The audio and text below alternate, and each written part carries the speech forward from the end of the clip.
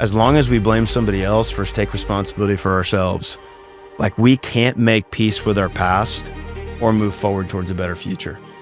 In fact, if you're constantly blaming somebody else for where you're at, like you're actually carrying pieces of that painful past with you wherever you go.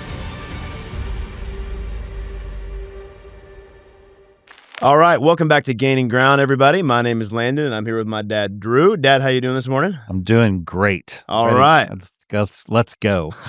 All right. Let's do this. Hey, we're all about helping men grow. And Dad, today we're talking about how to avoid men staying stuck in the blame loop. How we all have this gravitational pull towards blaming somebody else over taking responsibility for ourselves. So, Dad, what comes to mind for you when you think about the blame loop? And maybe is there something funny or memorable that you tried one time to blame somebody else instead of taking responsibility for something? Well, I don't know what it says about me, but instead of thinking about something I did, I think about something you did, son. Wow. That shows, so I did a 180 already. Yeah, right serious self-awareness. It's a big deal. Let me think about that. I mean, I'm not one to blame others, but no, I think about, I don't even remember how old you were, but we had this couch. It was kind of a light blue couch. And was this in Indiana? This was, I think this was at Whitby. Okay. In Grapevine. Right. Okay. I don't remember that couch from some time. It's been a long time. For some reason, I don't know if you were mad at your little brother, your little brother who had never done anything wrong to you to that point. That's not true. That I'm aware of. And you took a Sharpie, like a black Sharpie, and you marked up the couch, and then I remember this. You put "from Luke," which was not the smartest thing to do, because at the time, I don't think Luke was even old enough to write yet. So I think you didn't think that one through. So I ask you a question about taking responsibility, and instead you tell one about me. Yeah. When I was 7 and drew a smiley face, which for what it's worth, I do remember. Do you remember doing that? Yeah, I do. That couch is a light blue couch. It was good. It was awful. It needs to be lit on fire, which is probably. That was your way of trying to get rid of the couch? Yeah, it was really bad. I mean, we couldn't afford it. And I remember I drew a smiley face with his tongue sticking out and had a little, little spit coming out, and then I wrote "from Luke," which I thought was genius at the time. But yes, to your point. I should have taken a picture of that, but it was before iPhones. So. Yeah. Okay. All right. Well, that's what I thought of. I don't know. Yeah. I got one that comes to mind for me. Pretty significant one. And I think all the guys that are mechanically inclined that are listening to this right now, you're definitely going to judge me and think less of me, and that's okay. So my wife had a 2022 Hyundai Tucson. And in the middle of you remember this story? I know this story. In the middle of our move from California to Texas, things get busy, right? We had our first daughter, Hallie, and you're trying to figure out how to manage your life. And shout out to parents of young kids. I mean, man, it's a circus sometimes. And sometimes, if you're honest, you forget, like little maintenance things you got to do. So anyway, one day we're driving to Houston because my wife had a client down in Houston. We live in Dallas. And we have this, weekend away together. She only had to work for a few hours, and we got to hang out in tropical Houston. Which shout out to Houston though, great food. Anyway, as we were coming back up, so we're going, 35 north or whatever it is, 45, and the car. It's Super Bowl Sunday, so I wanted to get back for the game. Yeah, and the car starts to make this sound that sounded like. Remember when you were a kid and you used to put a baseball card in your bike spoke? Yeah, clickety clicks. Yeah, it started clicking, which I'm not a mechanic, but that is not a good thing. Should have been your first clue. Yeah, that was not good. Yeah. But, my personality. You were antsy to get to the Super Bowl. My personality is just, hey, grip and rip it, right? Yep. Like, let's just go pedal to the metal, honey. And so she did. And right as we pull, like we're probably a mile from our house, and we get in the middle of this intersection, and the car absolutely just stops. And she's looking at me, and you're 1 mile from the house. Yeah, she's looking at me, and I'm looking at her. And so I get out of the car, and all of a sudden, it was like, you want to talk about like hope for humanity. They were like football players. And I say football players, they're literally in their jerseys. They get out of the car, and they start pushing my car. And they're looking at me going, dude, what happened? I'm like, I don't know, but keep pushing. And so we push. Well, anyway, I call my friend, Nate, who works on cars and is, really awesome. And he's like, I'm like, dude, what do you think happened? He's like, well, have you checked the oil? I was like, no, I didn't even think about that. He's like, check the oil. He said, when you pull out the dipstick, if it looks like glitter, that's really bad. I was like, looks like glitter. What do you mean? He's like, well, that'll be shavings from the metal of the engine, and it could be blown. And I was like, gosh, that sounds expensive. I don't want to do that. Sounds horrible. And so I pull out the dipstick, and it's shimmery, like just glitter. And I look at, and he asked me, he goes, hey man, like, when's the last time you changed the oil? And then I look at my wife and I said, honey, when's the last time you got the oil changed? She looks back at me and she says, when's the last time you got the oil changed? We're going back and forth. It's your car. You got to do it. She's like, you're the man. This is part of your job description when we got married. Turns out we hadn't changed the oil in that car for like 40,000 miles. Wow. And completely blew the engine. And for what it's worth, now I take full responsibility for that. Well, you have to, because I've been married to your mom 38 years. I don't think she's ever changed the oil in her car, ever. Listen, I'm sure that's true. And yes, now I will get the oil changed, but there are certain things that I do that you don't do. I mean, that's true. That's like, have you ever unloaded the dishwasher? It's been years. Okay, thank you. Lie. Case in point. But my mistake was a lot more expensive. I will say this, son. I own some of this. I probably should have. Okay, good. That's what we're going to talk about today. I probably should have did a flyby on oil changes, so this is partly my fault. I didn't. You think it was common sense, but yes. If we're just going to keep continuing the blame loop, I just want to say you never taught me to change the oil. I didn't teach you to change. All. My dad did teach me to change. People shout out taught to me to change the oil. Yep. Okay. All right. So look, here's what I learned from that. In that moment, I wanted to blame everything on my wife, which I know every single one of us, whether it's your wife, your girlfriend, your friend, coworker, whoever, can relate to that. So we're talking about responsibility and how men of God specifically, right? We take responsibility for our actions, no matter how much, and we'll talk about this in a minute, like percentage, if you break everything down to a percentage of how much fault your fault it is versus somebody else's. Like, why, Dad, do you think it's so easy for us as men to react like that? Like, hey, when you're looking at a situation in your marriage, your relationships, your friendships, in your workspace, why is it so easy to point the finger before we take a breath? Like it's almost natural for us. Well, this is a tale as old as time. It's so much easier to see other people's faults than to see your own. We have these blind spots, and I think I think back to Jesus talked about this in the Sermon on the Mount. Toward the end of this Sermon on the Mount, one of the most profound moments, he looks out at all these people, and I think he's probably speaking to the Pharisees as well. But in Matthew 7. He says, why do you see the speck that is in your brother's eye, but you do not notice the log that is in your own eye? There's another translation that says plank. You got a plank growing out of your eye. How can you say to your brother, let me take that speck out of your eye when there's a log in your own eye? And then he says this, you hypocrite, first take the log out of your own eye, and then you'll see clearly to take the speck out of your brother's eye. So this is a tale as old as time, being able to see other people's faults and not our own. And I think obviously a gift of the Holy Spirit is probably being able to discern, hey, this is on me. And so we have to figure out a way to get there. Well, it takes humility. It takes the ability to have like that. You got to be humble enough to ask the Holy Spirit to show you where you screwed up. Right. Yeah. And I think from a leadership context, and every guy has the opportunity to lead. Leaders who take responsibility grow. Leaders who blame stay stuck. Well, and that's why as we go through Gaining Ground, we're encouraging every man to get some community and accountability in his life. This is so important, because if you have people that actually care about you, they'll be able to say, dude, look, this is what I'm observing about you. This is what I'm seeing about you. But this is a tale as old as time. In fact, it goes back a lot further than right. I was thinking like Sermon on the Mount. Sermon on the Mount. But what about like Adam and Eve? Right. Yeah, what about the Garden of Eden? That's pretty old. First two people on planet Earth, and what do they start doing? I mean, it's you got Adam, you got Eve, you got the serpent, and then from my understanding of the first few chapters of Genesis, right? You've got Adam, and then God creates Eve, and they're told, Hey, don't eat from the tree of the knowledge of good and evil. And of course, what do? Right? The serpent tempts Eve. She bites the apple.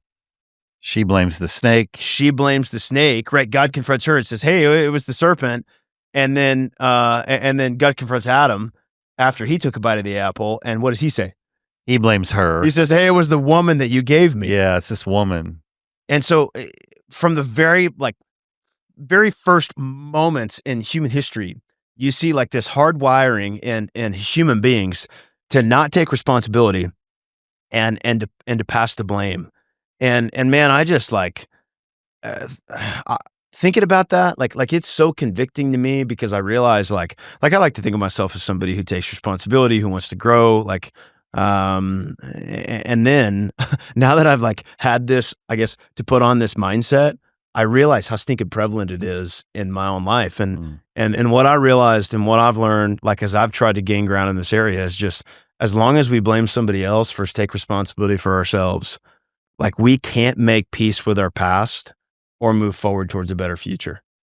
In fact, if you're constantly blaming somebody else for where you're at, like you're actually carrying pieces of that painful past with you wherever you go, right? People talk about baggage. I mean, that's some serious baggage. And what I've learned and seen is like, I've looked at successful leaders, and I'd love to hear what you think about this too, is like successful people take responsibility for their life. 100%. Like you can't find somebody that's on the top of anything that's blaming others to the top. Right. Like that doesn't happen. Yeah. Okay. So Dad, what do you think about like that? And then just make this practical. Like, where do you see men blaming the most, like in real life right now, where they're not taking responsibility? Like, think practically. What do you think it is? Like the guys listening to this podcast, we're not careful. What are some traps that we can step in? Well, it's so damaging. I mean, it's damaging in the workplace. It's certainly damaging at home.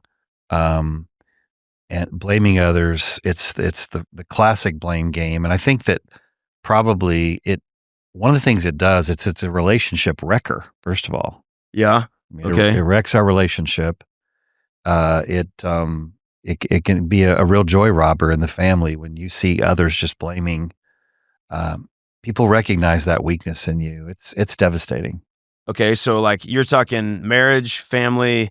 Like if you come home and gosh, I'll be honest, one that like really okay. So if you're in a relationship or a marriage and your wife stays home, and you come home hard work day, and she's got kids, and you know they're jumping all over her and all those sorts of things, and like the dishes are still in the sink, Yeah. or the laundry's not done, or the house is a complete wreck, and you've got your butt kicked all day long at work, or had tough meetings, or whatever, and you come home and you see that stuff. You say the unthinkable. Which is what? What have you been doing all day?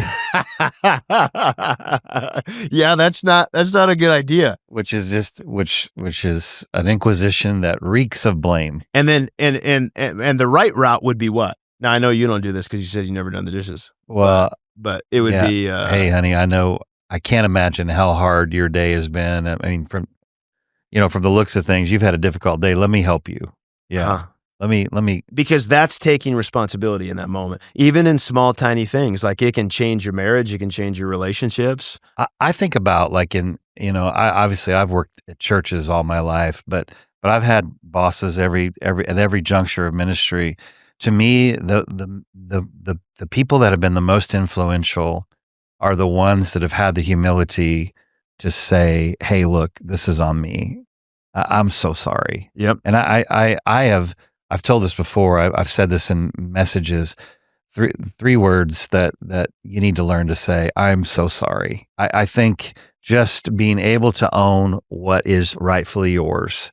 And I think we don't do that enough. And I think if we would just learn to say, I'm so sorry from time to time, it would, I'm not saying every day. I mean, you need to get at some point when you stop making mistakes, right? Well, the reality is there's two things we're not saying. One, we're not saying be a doormat.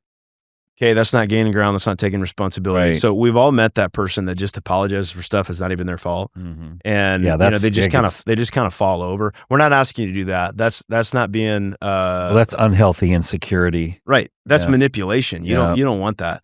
We're also by the way, not talking about moments that were 100% not your fault. Yeah. Like there are situations that. Gosh, if you're a child and there was abuse or anything that fits in that category, we're not talking about that. But I think the things that can help us grow is like, dude, in your job, like if you're in leadership, if you're in sales, it's easy to blame, well, the economy's tough and that client was unreasonable and corporate doesn't give us enough resources, or that guy's a jerk, or, my wife doesn't understand, whatever. Listen, what I've learned is there is always something that I can be accountable for. A lot of times it is, hey, you know what? I'm sorry. Like, I had too much emotion in that email that I sent. Now, I still believe what I said. Yeah. But I apologize for my approach. And one time, gosh, I'm thinking about this right now. When I was in California, being a youth pastor, I was 22 years old. My boss's name, senior pastor of Eastside. If you're ever in Orange County, make sure you go to Eastside. Amazing church, Gene Apple. Shout out to Gene church. Apple. Yeah. And I spent 5 years there, and it was so formative in my formation and leadership journey and everything. And I remember I hired this lady. She was older than me. She was probably in her, I don't know, late 30s, early 40s. And I was 22 years old, right? So I'm leading this person who's considerably older than me, had a lot more experience than me in life. I've been there. And yeah, it was really tough. Anyway, I hire her because I knew she could do something that I couldn't, right? She could connect with parents who thought I was some dumb 22-year-old kid, and she was somebody with wisdom. So we go through this hiring process, and I was kind of nervous that there was going to be some tension because of what she's older than me and everything. And so she gets on staff. I'm about to leave to go on paternity leave. We're about to have Hallie. And right the day before I leave, she quits. She lasted a month. And I'm devastated. And honestly, it was a very, very hard month that she was on staff. There was constant tension. She didn't trust me. It was a culture misfit for sure. And so she quits. And my first thought is, I'm the worst leader on planet Earth. I'm never going to make it in ministry. I'm never going to make it in leadership. Our whole ministry is ruined. I'm just like spiraling, right? Yeah. And I go to lunch with Gene, senior pastor, and I tell him this, and I'm like, dude, I'm so sorry. I don't know how it's going to work. I don't know what our ministry is going to do. And he looks at me and he goes, hey, Landon, here's the deal. It sounds like most of this was incompatible from the beginning. He said, sometimes you're not going to make the right hire. And you know what? I don't think you need to beat yourself up on this. Here's what I want you to do instead. He said, even if this is 99% her fault and 1% yours, I want you to own your 1%. Figure out that 1%. Yeah. I want you to own your 1%. What could you have done? And dude, that shifted everything to me. Yeah. Like it put on this new framework of like, hey, no matter what situation I'm in, man, that 1%, like if I grab a hold of that and try to devote, like I am going to steward that 1%. Now, the point of the story is not to look at every situation in your life and go, well, is this 60% my fault and 40%? That's not the teaching. The teaching is this. When we take responsibility, like we have our hands on the steering wheel of where we go. You know what I mean? In every relationship in life, whether it be work or you're in school, you're in college, and there's a group project, whatever it is. So I've learned I'm like in danger is when I'm not looking to own that 1%. So what were you about to say? So I was going to say what's really awesome about this story is that you had someone to speak into your life that was able to make you aware of that. And that is so crucial. I want to tell you a quick story about my life. When I had been, I'm pastoring a church in the Dallas-Fort Worth area. It's called Compass Church. Okay. I'm in my 25th year there. But after my 10th year, we had really started to grow. And I went in for my review, and there was just one guy giving me a review. It was a chairman of our elders, awesome guy. He's a great friend of mine. Love this guy. And he sat down with me, and I walked in, and I was a little bit proud of myself. Like I was like you're crushing it, man. I'm crushing it. Yeah. This church has doubled since I've been here. Man, we are up and to the right. Giving is great. Everything was really, all the metrics were solid. And I thought, man, this is going to be an amazing review. And he starts out and he says, I'm worried about you, Drew. And I'm like, oh, and you just felt like you got a gut punch. Oh, okay. What are you worried about? He goes, you seem to be super stressed. And he goes, honestly, you're not a very encouraging leader sometimes. I've gotten a little feedback from your team, and they say that it can be a very discouraging place to work sometimes, that you're always focusing on what they're doing wrong. And I thought it was a monumentally unfair way to start the review. And so I just was mad. I was upset. I listened to him. He said some good things toward the end. I even got a raise. But here's what was amazing about that Right, so it moment. wasn't all bad, It wasn't all bad, no. right? And that's a good leader. Not at all It's bad. a good leader No, no. because he gave you hard feedback, Yeah. but he still added value to you. I just don't think he should have led with it. But anyway, so here's what was just devastating. I went home to your mom and I walk in the door and she goes, "Well, how'd it go?" She knew I had a review. And I said, "Bob said that I'm not a very encouraging leader, that sometimes I'm a little harsh." And your mom, I was expecting her to just like, "Oh, honey, I'm so sorry." She looked at me and she goes, "Yeah, I could see that." And I was like, "Well, what?" She goes, "Yeah, you're a little intense sometimes." And I was just devastated by that. And so I I will tell you this though, it changed my life as a leader. There was a real pivot and I thought, look, I'm going to be the most encouraging leader that's ever led, you know? And of course I'm not, but at the same time, from that point on, I was resolute. So it was a difficult day, but it really helped me. And I realized I had to own that it had to be true. It had to be obviously true. So that was a big day. Well, I appreciate you sharing that story. And, I think that illustrates like this perspective in the sense of when we own 1%, like our 1%, and again, it can be more than that, but when we recognize that in every situation there's something for us to own, we become in charge of our growth. Mm. Like I think a lot of times when you're just like defecting blame, you're essentially saying subconsciously, I can't grow until this other person changes. Mm. And that's a dangerous place to be. In fact, you're not going to grow. It's going to stunt your growth.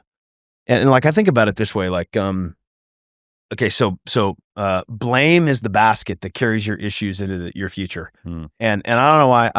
Say that again. Okay, so blame is the basket that carries your issues in the future. And I don't know why we keep talking about laundry today, but blame is the basket that carries your issues. Think about it this way: like if you have a white T-shirt and you go out and I don't know, you're working in a field or whatever, or you're doing yard work, and I mean you're covered in mud, you're covered in dirt, you're covered in grime. And I want you to think about how every single one of those, like imperfections, represents stuff that's happened to you in your life. Yeah. Now, some of that could be your fault, situations you made, decisions you made, relationships you got into that you shouldn't have. And then there's the other stuff, right? And you hold it up and you're going, look what everybody's done, and look at this dirt, and look at this grime, and look at this mistake. And then somebody who loves you goes, hey, I see all that stuff, but what about that piece right there? Yeah. Like, wasn't that your fault? And you want to go, no. Listen, I wouldn't have done that if they wouldn't have done that to me. You see what I'm saying? Is blame is the basket that can carry our issues into the future. Blame is easy, isn't it? Like responsibility is powerful. And what you and I can be guilty of is if we're constantly pointing the finger of everything that's ever happened in our life, like we can actually, to use the metaphor, carry that basket with us into future relationships. Look, you can pass blame down to generations. Yeah. I mean, what the Bible talks about, words can carry the power of life and death. Power of life and death. And so what I don't want to do is I don't want to carry the crap that's happened to me on to Holly and Scotty, my 4 and 1-year-old. Yeah. So many times. Part of the reason why I'm in counseling is because, you pass stuff on to me. I mean, okay. I'm just kidding. Okay? I own that. I'm just kidding. Hey, let's pivot a little bit. Landon, I think you have a really unique perspective on this because of your role at God Behind Bars. I mean, talk a little bit about what you've learned about blame there, because you walk into that place, and I have only been around prison ministry for about a year now, and I have learned so much from those dudes. Yep. Hanging out with them, yep. Hearing their stories, because you get the real, raw, uncut story when you're with them. And I didn't know, is there something, I don't know. Yeah. So basically for the, I help steward an organization called God Behind Bars. And so we do prison ministry all over America, soon to be all over the world. And, I have a chance to like run into some awesome people. And so here's the reality of the prison landscape. 95% of inmates, this is a national statistic for the US, are not serving life sentences. So 95% of them will get out, right? 70% of them will reoffend within 3 years. That's called the recidivism rate.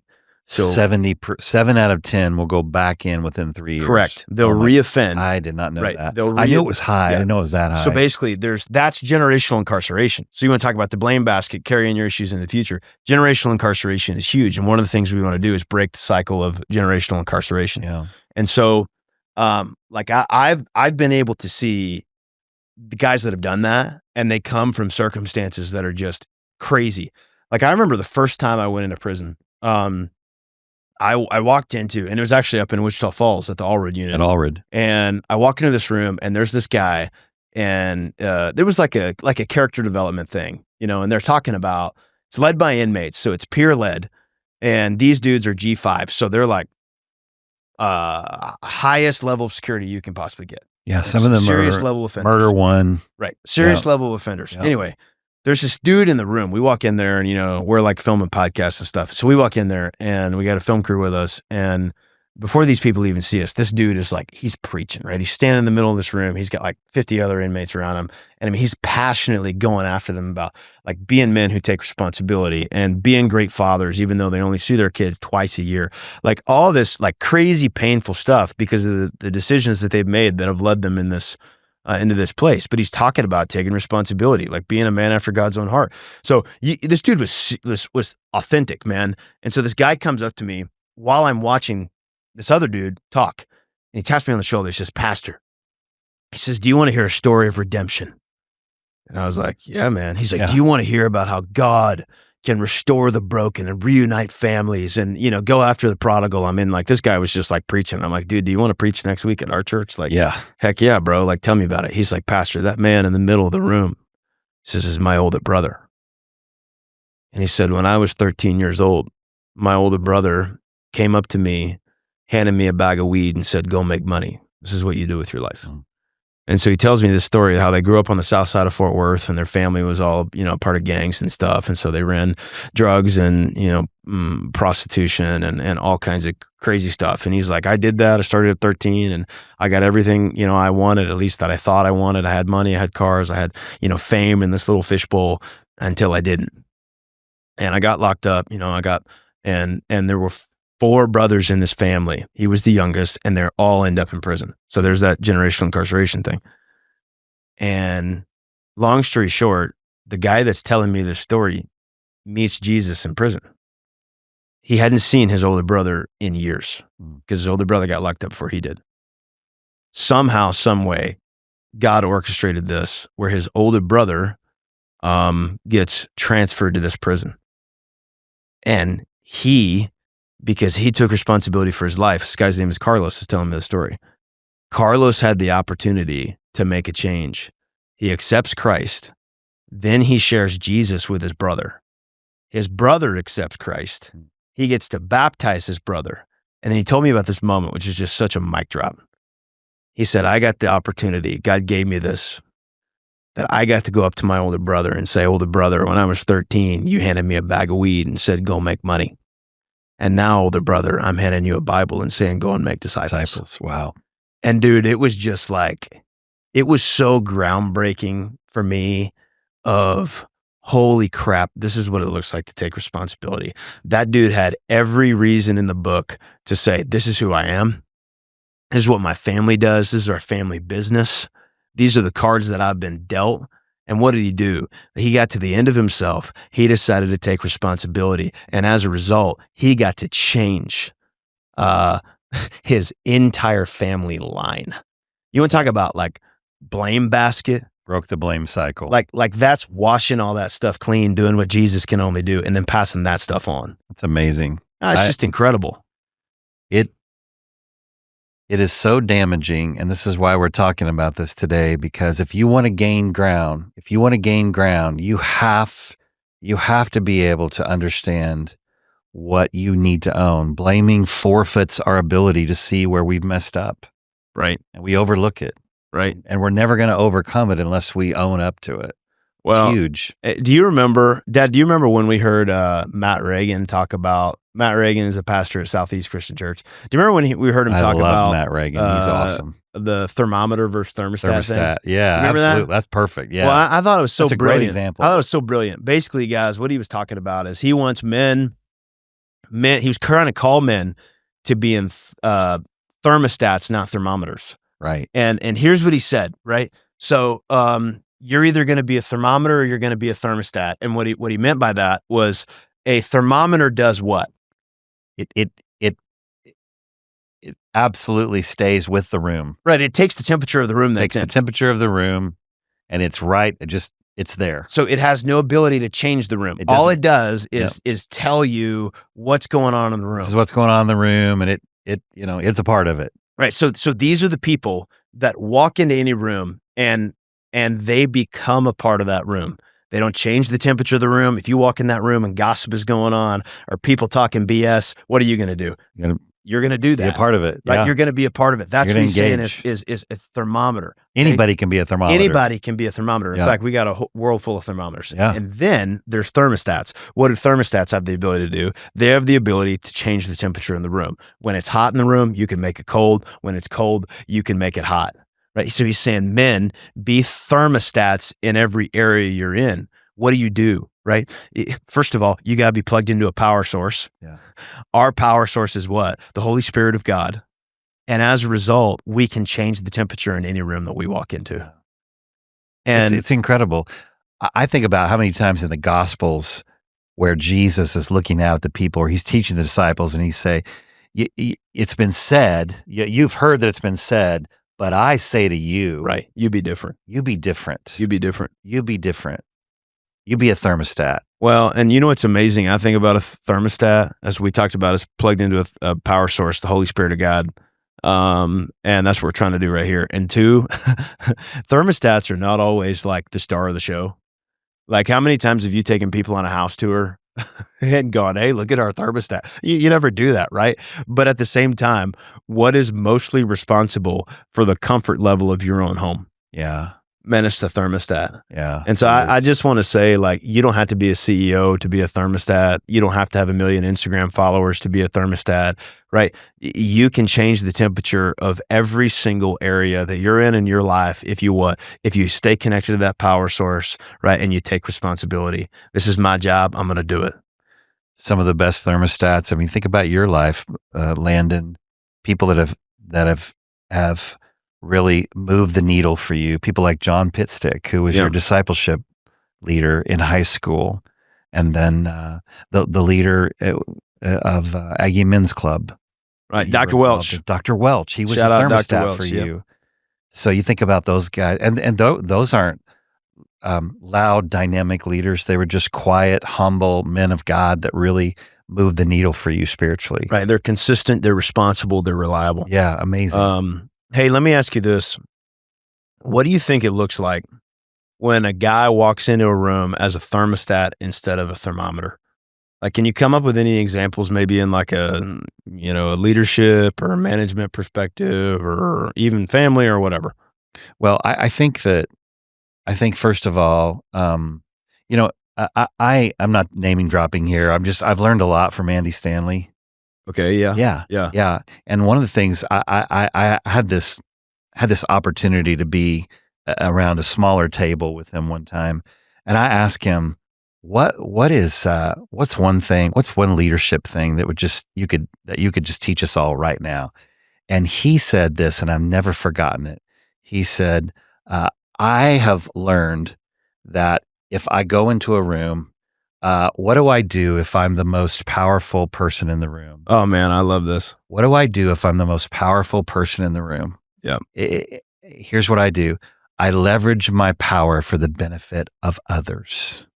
So when you walk into a room, if you realize that you have the title or the position, you should be thinking about how you can leverage your power to benefit the people in the room. I think that's what a thermostat does. Yep. It makes everybody around them better and more comfortable. Didn't he share that for the first time at like the National Prayer Breakfast or something? Yeah, I don't. The President Prayer Breakfast. Maybe. I thought he did. I remember he shared it around our table, and And other thing he taught me, and this has a lot to do with this, is do for one what you wish you could do for everyone.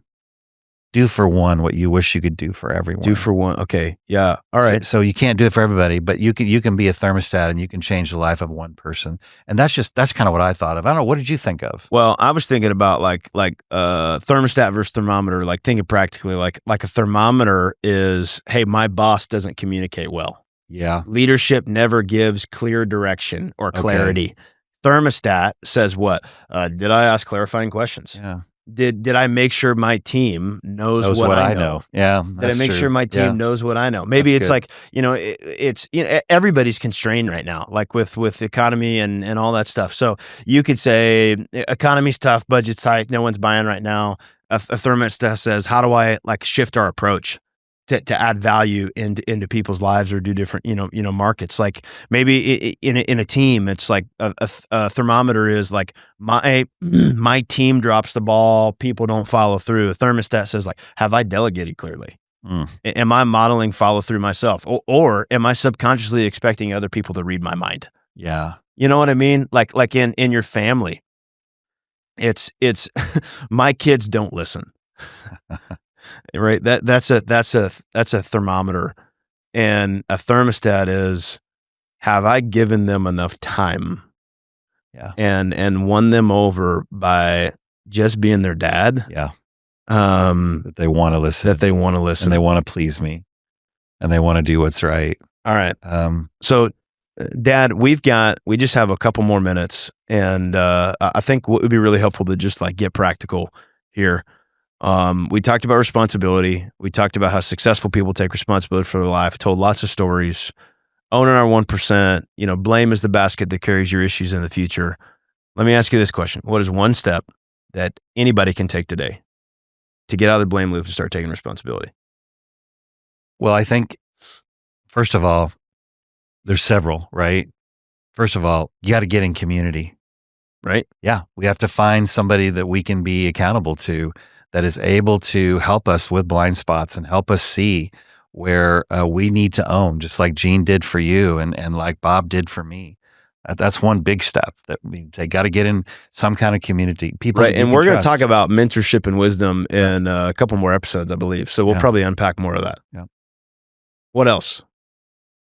What do you think? Well, I mean, I really feel like it comes down to owning that 1%. Yeah. I mean, that for me is just like the most practical thing that I can do in every situation is no matter what, when something goes wrong, what can I do? Yeah. That's the extreme ownership reality of how can I step in and provide a climate of stability when there is instability. Yeah. Like I shout out to Mike Elko, head coach of the Texas A&M Aggies. But they were playing a game and they came back big. It was against South Carolina, right? And they stormed back and from a game that just seemed insurmountable. And everybody was like, "What do you do at halftime?" Right? Because it just like flipped the switch. And I loved in his press conference, he was like, "Listen, everybody thinks I came in there and said magic words. He said, "We won this game 6 months ago with our preparation." And then I love this part. I thought it was so brilliant. He goes, "Look, my job as a leader is when there's emotion is to be stable." Right? I'm always going to be the opposite of what's going on. That's being a thermostat. Yeah. Right? When there's emotion, I'm going to be stable. When there's a lack of intensity, I'm going to be intense. Right. And so I think like when I think about one step to get out of the blame loop, start taking responsibility, like guys, your past is your past. Yeah. And God never asks us, by the way, to forget our past. Yeah. Like your testimony is your testimony. Yeah. But you do play a role in God shaping that testimony. And part of that is through owning your 1%. And I will say this, you will never, ever regret owning your 1%. You'll never regret it. It'll change your life. I think about my story, about my review after my 10th year. I became a better leader. I became a more encouraging leader. I became a more nurturing leader. And I think my staff would tell you I'm a pretty encouraging person.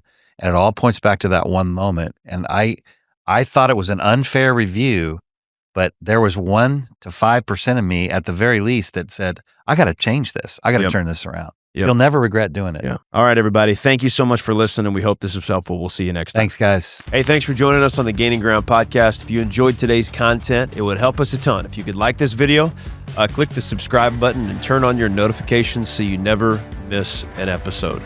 If you're looking for more resources or how to get connected, please feel free to look in the description below and find our website, gaininggroundmen.com. We'd love to connect with you there. We'll see you next time.